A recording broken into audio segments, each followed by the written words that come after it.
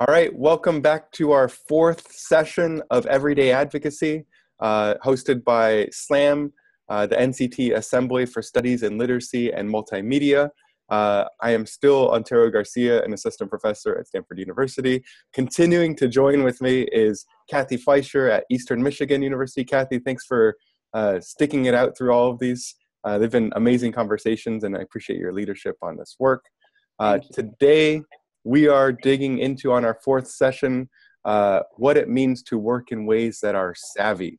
Last time we talked about what it means to work in ways that are safe. We're moving on to another S word, savvy, today. Joining us is Alaina. Alaina, do you want to introduce who you are and why you're talking to us today? I am Alaina Felix. I have been teaching for 15 years in a small rural school in Michigan. And I'm talking today about an advocacy project that I worked on to get a buzz about reading in my small rural school and in the community. Awesome. And I'm really excited to hear this work. And I think we have some examples of some of that to share as well. So as we get into that, I'm wondering, I understand the word savvy, but Cathy, what does that word mean when it comes to advocacy and the kind of work that we're asking teachers to think about today? Sure. So I think a lot of times when teachers think about doing advocacy, you think about tactics. You think about, okay, let's have a march. Okay, let's call our school board representative. Okay, let's write to our congressman. And while all those tactics are important, when we work in ways that are strategic and savvy, we're seeing the bigger picture. And we're trying to think about change as a long-term kind of thing, to try to think about what kind of plan can we do in order to really make change happen. Sometimes when we focus on just tactics first, we end up being disappointed because we put all of our energy into a tactic and then nothing happens. Yeah. Or we're exhausted from doing that. And we get a little frustrated at why that didn't do it. And it kind of puts us off trying to do advocacy again. So when we talk about being savvy or strategic, could be another S word for that. When we talk about that, we're really trying to think about how can we do this in a planful way. And so we think about things like, how do you frame your issue? And framing your issue has a lot to do with who's your audience, right? So how can you frame it in a way that your audience is going to hear what you're saying? How can we move from taking that framed issue to action? What kind of action steps would work best for the particular audience that we're thinking about? If you want to change the mind of administrators, you might want to do different things from if you want to change the mind of community members or parents. Or other teachers. So we think about those kinds of things. We think about what kind of action steps we can take, always considering the audience and the purpose and sort of our time frame and the energy we have to be able to do that. So all of this is being savvy and strategic. And only when we've done that, then we can start to think about, well, what tactics would fit for all of those. I love that. I love this idea that tactics come after the kind of deliberate planning and reflection that is necessary. That seems like an important reminder. And when I've done advocacy work alongside students in classrooms, oftentimes this is what can leave, I think, young people feeling frustrated by processes of activism, as it feels like I did the march and inequities still remain, right? And so this is a reminder. So thank you. So Alaina, I'm wondering if you could talk a little bit about how you have worked in ways that are savvy.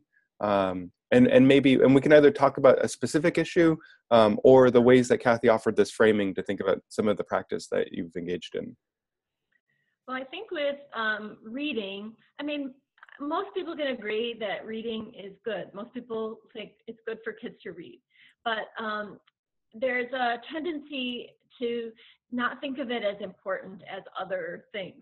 So in our school, like most schools, there's a huge push to increase test scores.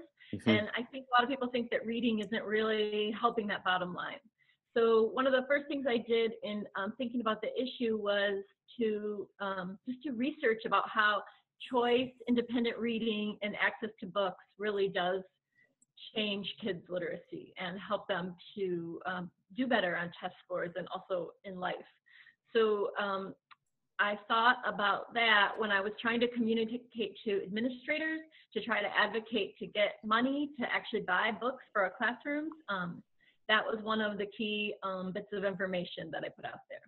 And then I also use that information, but sort of package it in a different way when I want to talk to community members about supporting reading in their own household. So I created like a little infographic that had little tiny bits of data about how much reading will help their students be better students, and then gave them a couple simple ways they could help support the reading program, like donating books, encouraging their kids to read at home, and even I've been trying to get adults in our community too to share their own like reading lives with kids.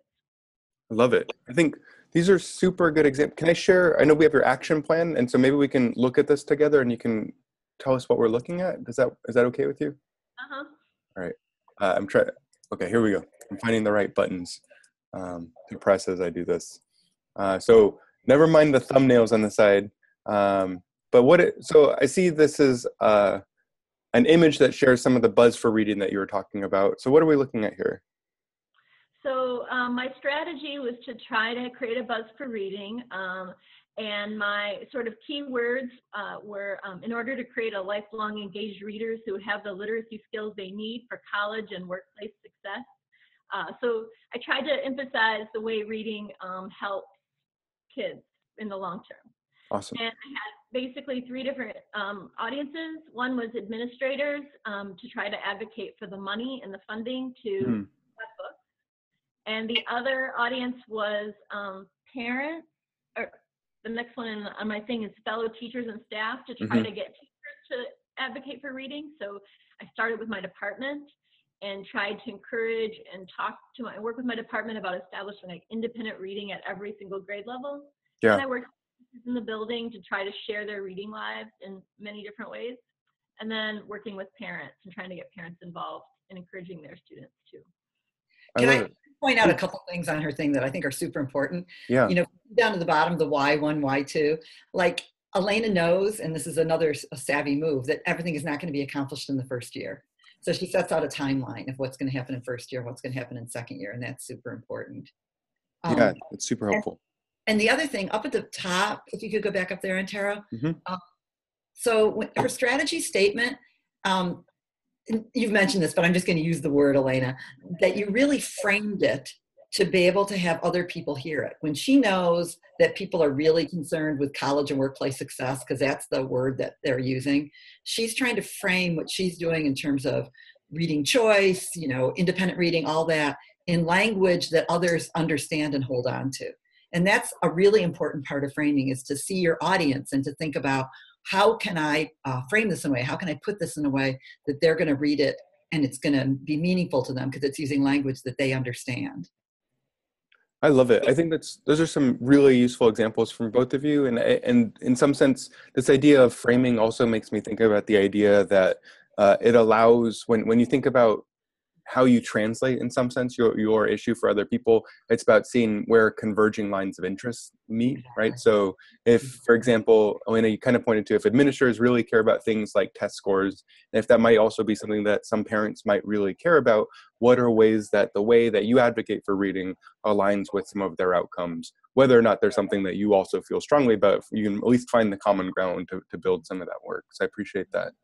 I'm also thinking about this timeline piece is also useful for setting kinds of expectations, right? So it's not, you know, everybody will read 23 hours a day, right? Or you know, if we say like a very lofty kind of goal, but we move towards specific kinds of activities and practices from one year to another. And I also appreciate on your timeline, as it's on here, you know, some of these are ongoing, that the work of advocacy isn't simply about milestones that come and go, but is about work that you know, probably will never stop in some cases.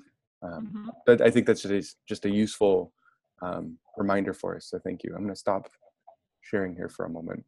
I'm going to name, Alaina, one other thing that you said that is useful really for us here, of the many things, and that is that you pointed back to research as a starting point, right? So we think about, in one of our talks, I think a couple of weeks ago, we talked about smart forms of everyday advocacy.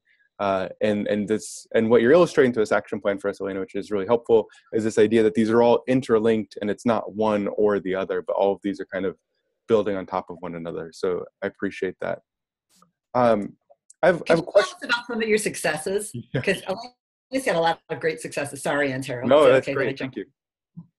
Talk about some of my successes? Yeah. Yeah.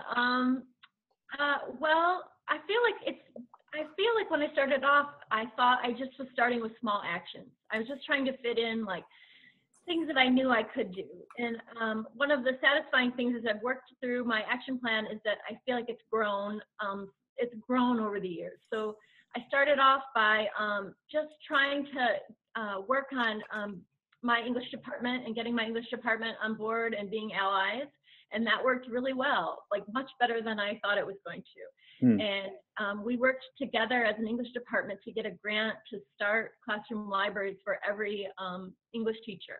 And we got a pretty sizable grant. So every English teacher this year got 50 books to start their classroom library. And then this year we are trying to get curriculum, where it's like a curriculum review year for us as an English department. And my English department we've been working together to get, instead of purchasing like a pre-planned curriculum, which is what is done a lot of times, and those kind of corporate curriculums tend to have like all this research, like they're data-based. We've been trying to use our own research and data to advocate for having classroom libraries, and saying that, you know, our expertise as teachers is just as important, and the research is out there to support this methodology. And I think having us all work together is making that argument much stronger. So it hasn't happened 100% yet, but signs look hopeful. We've also implemented a lot, like individual teachers, we've all worked together to implement like little projects that we've done, like students are doing video book reviews, so we're sharing that out. I also got personally 2 other grants to get books for my own classroom library. So we've actually been able to fund quite a few books for our school. That's amazing. Alaina, you make this sound really easy, which is great. So one, I appreciate how clear everything is. But I'm also wondering, and we haven't asked this in all of our sessions so far, but I'm wondering both from you and Cathy, are there, for folks who are watching this and then you're like, wow, you've done a ton of work. I wonder if there's suggestions or guidance for teachers who might be trying this for the first time. Do you have any tips to get started? I think, like for me, the best thing to do is just to say, I'm just going to start doing these 3 things. Mm-hmm. So I just kind of, in the summer when I worked with Cathy, I made a website, I made an infographic, and I made a plan to who I was going to talk to. And so I had all those things done going into the school year, and that didn't seem overwhelming. So then once I had that, like it built a little momentum and I got excited. And then I had the energy and the allies to like apply for grants and keep going. Awesome. So I would say everything doesn't have to happen at once. You can just make 1 or 2 steps a year. But I think over time that can build momentum, and then other people can come on board and want to help you. I love it. Cathy, do you want to add anything to that? I think that Alaina, as always, captured that perfectly. You know, the work that she does is amazing, and it is a lot of work, but she did it in the small step way. You know, organizers often say, you know, celebrate the small successes and measure that, right? I've done this thing and it has been super successful. And as Alaina said, that gives you the enthusiasm to want to go on and try the next step. If the only measure we have of success is the very long-term goal, right? If that's our only measure of success, every child in our school district is going to read 23 books. That's right. A week, right? If that's the only measure of success we have, we're probably not going to get there. But if we can think of the smaller things along the way that we can celebrate and feel good about, and as Alaina said, they build on each other. You get more and more people interested. When they see success, they want to get on board. Yeah. I also think it's this idea of, you can't put yourself as that person who knows everything. You put yourself in conversation with other people, and to be able to say, hey, I've been reading this book. Do you guys want to read this with me? And we can think about how we might use this. Or one of the teachers we work with always says he sits next to somebody different at every department meeting, right? Because he wants to like talk to people that he doesn't usually talk to. You know, we call that the not the usual suspects way, right? Like, you know, the people who agree with you, and it's really important to start talking to people who may or may not. And so to start building up relationships in that way is very important too. Awesome. And then I want to pick up on one thing Alaina mentioned earlier, that she went through a workshop with you over the summer, and we've mentioned this in the other videos, but I know the summer workshop is coming up for this summer. Cathy, do you want to mention how people can find out about this and what's happening? Yeah. Sure. So it's July 10th through 12th at Eastern Michigan University, and there is dorm space there for people who want to come from far away. We just had our first person from out of state sign up the other day, Awesome. so that's exciting. And we've had people in the past years from other states. And if on the Everyday Advocacy website, are you going to pull that up? Yep. Okay. On that website, if you go to the section that says opportunities, there's a pull down that talks about the summer workshop, and it gives you information about it. Awesome. Where you can click here on that. Great. I'm pointing at it. Doesn't do any good if I point at it. Pictures of people from last year, and there's some information about it and how to sign up. And last year, actually, Alaina came back and was a speaker. There she is down in the bottom. And was a speaker and talked to our group on the last day about her action plan, and was very inspirational. So we bring in people from former years who come in. Awesome. Yeah, and just a reminder that this is on everydayadvocacy.org, if I zoomed past the URL for folks to get that information. And if you are one of those people who are out of state and not able to make it this summer, or if you are in state, if you just can't make it this summer, we are hoping to continue this conversation online, and we're hoping that your advocacy work doesn't stop just because you're not coming this summer. And so every week we've been asking all of you to engage in conversations with us online. We've been using the hashtag #SlamEDU, and at that hashtag, we're hoping that you've chosen an issue, you've done research, you've been building up your work around this. And so this week, we're wondering what action steps you could take to make change, right? What are those small actionable steps? And I would add, the same way that Alaina pointed to a timeline, like what is the kind of timeline you might want to add to that? That's a lot to fill in one tweet, so it might be a couple of tweets. Or maybe take a picture of some steps as well, or you're welcome to link to your blog, whatever you want to do, make it multimodal. But again, hashtag #SlamEDU, what action steps could you take to make change? Alaina or Cathy, any final words before we wrap up for today? I would just say that when you think about some of the problems in our schools, when I think about the problems in our schools, sometimes they seem insurmountable, but taking small steps and just trying to make positive change has really helped energize my own teaching. It makes me feel positive about my school and my school community, and I think it's worth whatever effort I put into it. I think I get back that effort in my own positive feelings about my school, my students, and my colleagues. Awesome. I feel like that's probably an amazing note to end on. Cathy, Alaina, thank you so much. We will see all of you next week. We'll see you soon. Thanks, Antero.